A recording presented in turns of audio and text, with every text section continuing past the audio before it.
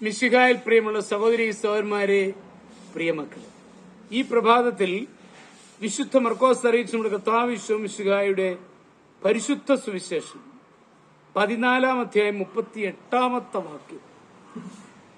Saint Mark's gospel chapter 14 verse 38. പ്രലോഭനങ്ങളിൽ ഉൾപ്പെടാതിരിക്കുവാൻ ഉണർന്നിരുന്ന് പ്രാർത്ഥിക്കുവിൻ. ആത്മാവ് സന്നദ്ധമെങ്കിലും ശരീരം ബലഹീനമാണ്. ശിഷ്യന്മാർക്ക് ഈശോയോടൊപ്പം ഉണർന്നിരുന്ന് പ്രാർത്ഥിക്കണമെന്ന് ആഗ്രഹമുണ്ടായിരുന്നു. പക്ഷെ അവർക്കത് സാധിച്ചില്ല.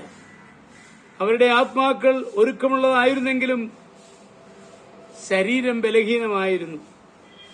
നമ്മിൽ പലരുടെയും അനുഭവം അതല്ലേ? നല്ല ആഗ്രഹമുണ്ടെങ്കിലും അതിനനുസരണമായി പ്രവർത്തിക്കുവാൻ സാധിക്കുന്നില്ല. കർത്താവ് ഇതിനൊരു നിവാരണ മാർഗം നിർദ്ദേശിച്ചിരിക്കുന്നു. പ്രാർത്ഥനയിലൂടെ ദൈവശക്തി ആർജിക്കുന്നവർക്ക് മാത്രമേ ജീവിത വിജയം ലഭിക്കുകയുള്ളൂ.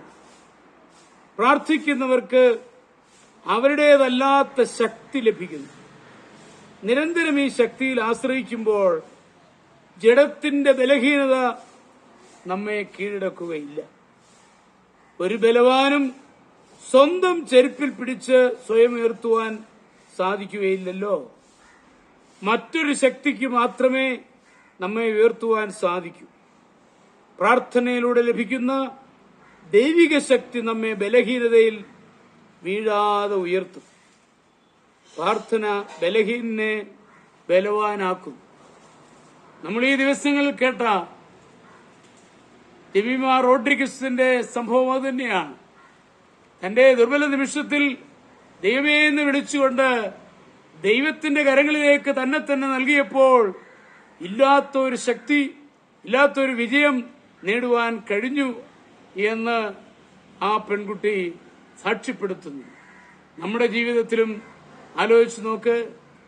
ബലഹീനതയുടെ നിമിഷങ്ങളിൽ എന്റെ കർത്താവേ എന്ന് ഒന്ന് ചങ്കുപൊട്ടി വിളിച്ചാൽ ദൈവം അവിടെ എത്തും.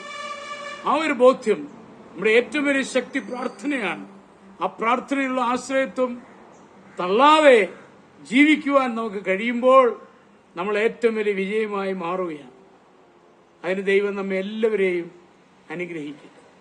നമ്മുടെ കർത്താവ് മിശിഹായുടെ കൃപയും പിതാവായ ദൈവത്തിന്റെ സ്നേഹവും പരിശുദ്ധാത്മാവിന്റെ സഹവാസവും പരിശുദ്ധ അമ്മയുടെ മധ്യസ്ഥതയും നിങ്ങളെല്ലാവരോടും കൂടി ധാരാളമായിട്ടുണ്ടായിരിക്കും, എപ്പോഴും എപ്പോഴും എന്നേക്കും.